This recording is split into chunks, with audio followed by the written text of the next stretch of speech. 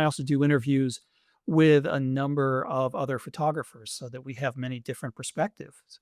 And, the idea was to create a kind of a curated list of materials, a trusted source in photo education, because you can go on YouTube and you can educate yourself by watching a bunch of videos, but you've got millions of photography instructional videos to choose from. It's hard to find someone who is good at what they do and good at teaching. And so I think when you're on a place like YouTube, 95% of the content that you're consuming is probably not actually going to be helpful for you.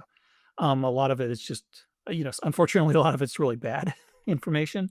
And there's really no way to easily sift through it. And so I'm just trying to create a platform where people can go and they know that they're going to get some quality education. They know that they're going to learn something tangible that will benefit their photography. And I'm very focused on pragmatic learning. Like one thing that frustrates me is when photographers who are teaching are always talking in these vague, holistic terms. They're like, well, you have to learn to become one with the landscape if you want to make good landscape photos. And I've always been like, well, what does that mean? How do I become one with the landscape? Like you're not giving me any pragmatic tips. So there's a lot of this sort of vague, motivational type instruction. And so I try to boil things down to something much more pragmatic, something, a useful tip or a technique that people can actually implement themselves.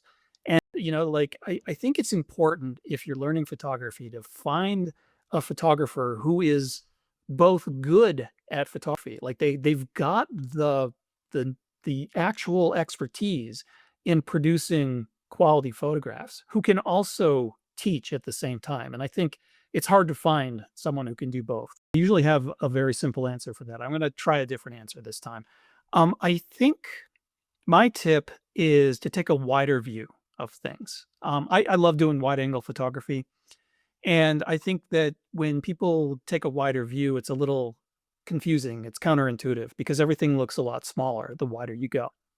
And the key to unlocking successful wide angle photography is to get close to your subject or to some visual element and make it more prominent in the composition. So you shrink the world around you with the wide focal length, and then you enlarge the most important part of the subject by getting close to it. This is called forced perspective.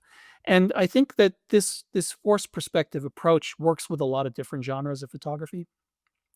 And you don't necessarily have to go super wide angle, but I think taking that wider view, no matter what you're photographing, is the key to making more interesting photographs. When you're photographing wildlife, you can still be using a zoom, like a telephoto lens, but zoom out a little bit so that you're not just tightly focused on your subject only.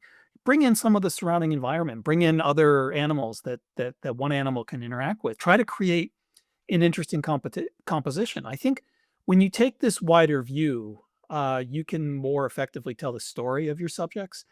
And because it forces you a lot of times to get closer, you end up with a more intimate connection with your subjects. Like when I'm doing wide angle landscape photography, I'm usually just a few feet or even a few inches away from some foreground feature. I'm intimately immersed within the landscape. Thank you so much for tuning in.